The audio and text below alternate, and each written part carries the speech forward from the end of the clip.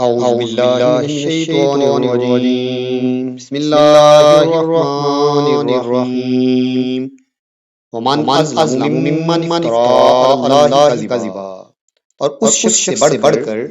اور ظالم کون ہوگا کہ جو اللہ پر جھوٹ گاڑ لے ومن أظلم اور کون بڑا ظالم ہوگا ممن افترى اس سے کہ جس نے گھڑ لیا اللہ پر کذبا جھوٹ اور اس شخص سے بڑھ کر ظالم اور کون ہوگا جو اللہ پر جھوٹ گاڑ لے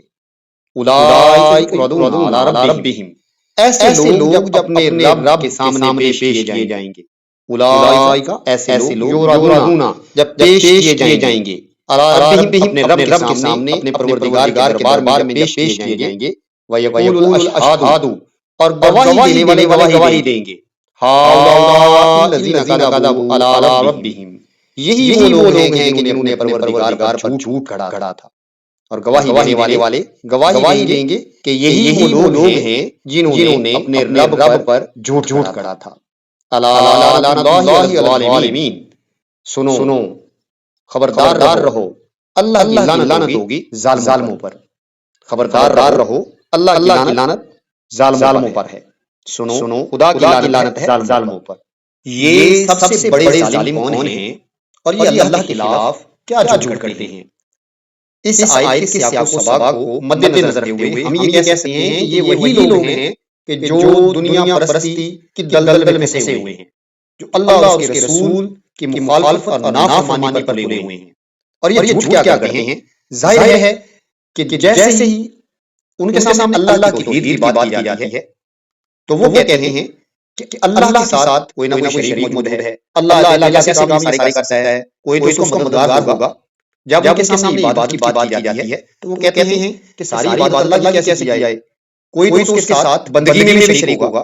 یا پھر اس طرح کی باتیں کرتے ہیں کہ اللہ کو اپنے بندوں کی ہدایت اور ان کی گمراہی میں کیا دلچسپی ہو سکتی ہے اللہ نے کوئی کتاب نازل نہیں کی کوئی رسول نہیں بھیجا یا پھر وہ آخرت کی بات سن کر مذاق بنا لیتے ہیں کہ بھلا ہمیں کیسے زندہ کیا جائے گا جب ہماری ہڈیاں بھی مٹی میں رول چکی ہوں گی ہماری ہڈیاں بھی سودا ہو چکی ہوں گی یا پھر وہ کہتے ہیں کہ یہ زندگی عیش و عشرت کے لیے ہی تو ہمیں دی گئی ہے